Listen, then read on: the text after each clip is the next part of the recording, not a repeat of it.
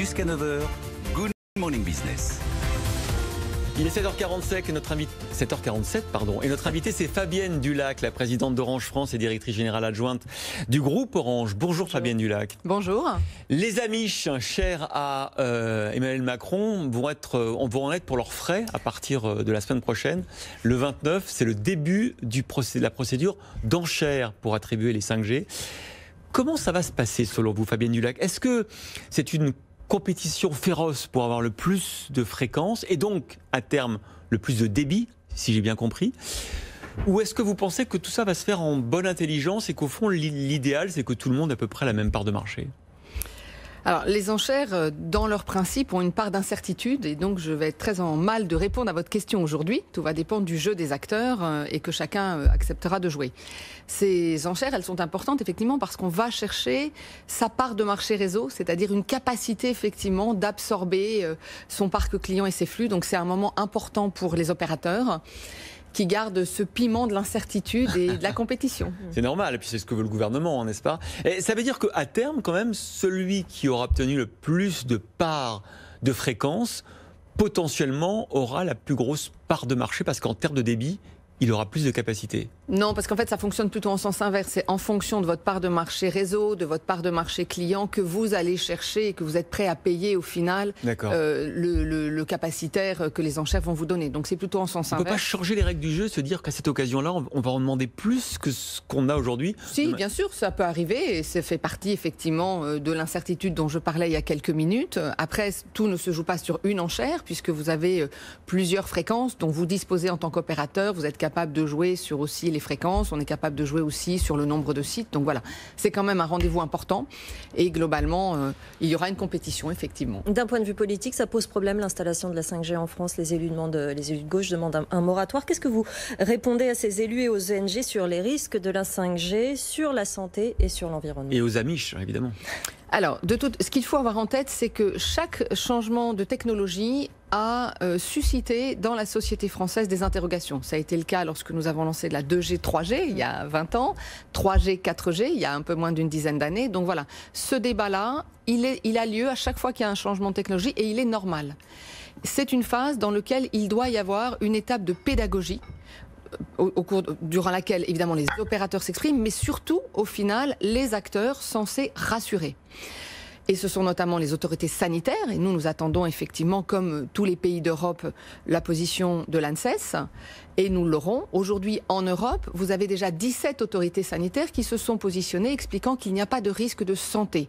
Donc voilà, nous devons avoir la même procédure en France, et ensuite vous aurez l'Agence nationale des fréquences qui émettra des consignes, qui permettra là aussi d'appliquer des règles qui continueront de rassurer la population. Il y a un deuxième débat autour de l'environnement qui a lieu et sur lequel, évidemment, là aussi, il faut que des experts se penchent, comme nous y penchons depuis plusieurs années. La conviction que nous avons, et ça n'est pas qu'une conviction, c'est prouvé aujourd'hui, la 5G va être la première norme mobile qui va être dessinée, qui va être conçue nativement en tenant compte d'une réduction de la consommation énergétique. C'est ce que nous avons fait ces dernières années. On a divisé par 4 la consommation énergétique de la 4G. La 5G doit permettre de la diviser par 10. Et donc de compenser, plus que de compenser, au final, une explosion des usages. Donc oui, la révolution numérique a un impact environnemental, mais elle a aussi des tas de bénéfices. Elle permet aussi de maîtriser l'empreinte environnementale, ne l'oublions pas. Et elle permet de réduire énormément consommation électrique et émissions de CO2. Donc, mais toute cette période-là, nous devons l'expliquer avec tous les acteurs qui sont concernés. Quel était l'impact du confinement et de la crise sanitaire et aujourd'hui économique sur votre activité? Est-ce que globalement les opérateurs télécoms s'en sont plutôt bien sortis parce que les Français ont réalisé qu'ils avaient besoin de ces connexions, notamment pour le télétravail? Est-ce qu'on va rattraper le retard, notamment en termes de fibre optique? On a dit que pendant le confinement, ça avait été un peu freiné. Alors, d'abord, oui, effectivement, je pense que la plupart des Français ont découvert l'importance des réseaux. On a vu la voix multipliée par 3. la voie qui avait été un petit peu oubliée. Le télétravail a été multiplié par 10. On a une augmentation de 30% de la consommation d'Internet à la maison. Donc voilà, une explosion des usages qui évidemment a permis pendant cette période de confinement de pouvoir travailler, de pouvoir s'éduquer, de pouvoir dialoguer, communiquer avec sa famille. Donc, il n'y a jamais eu de risque de saturation de vos réseaux? Non, parce que nous avons l'habitude chez Orange de gérer des grands événements et des pics d'audience, et nous avions des équipes mobilisées 24/24, 7/7 évidemment pour éviter tout risque. Et le retard sur la fibre? Il y a eu un peu de retard évidemment pendant les 2 mois de confinement, et puis parce que la filière a été mise en difficulté. Moi je voudrais peut-être vous donner une information qui est peut-être la plus importante, c'est qu'on a souvent pointé la France en retard sur la fibre. Aujourd'hui la France est en avance. Aujourd'hui 57% des foyers français ont accès à la fibre. Sont éligibles à la fibre, 39% en moyenne dans les pays européens. La France a rattrapé ce retard qui avait été pointé du doigt il y a quelques années. Moi, j'en suis très fière parce qu'Orange, qui a déployé 70% de la fibre, est largement à la manœuvre. Mais ça veut dire que la France, dont on pointe souvent au final les retards, est aujourd'hui le pays qui offre le plus de foyers accessibles à la fibre. C'est quand même une bonne nouvelle. Dernière question, parce que je sais que vous êtes très en avance sur le télétravail dans le groupe Orange. Est-ce que vous avez encore accéléré avec cette crise? Le gouvernement et les syndicats cherchent désespérément un accord. Est-ce que vous avez besoin d'un accord cadre, ou est-ce que vous dites au gouvernement, laissez-nous, on sait très bien faire ça tout seul? Nous avons des accords depuis plus de 10 ans, déjà 4 séries d'accords qui nous permettent effectivement d'avoir des salariés qui étaient à plus de 20% déjà en télétravail avant le confinement.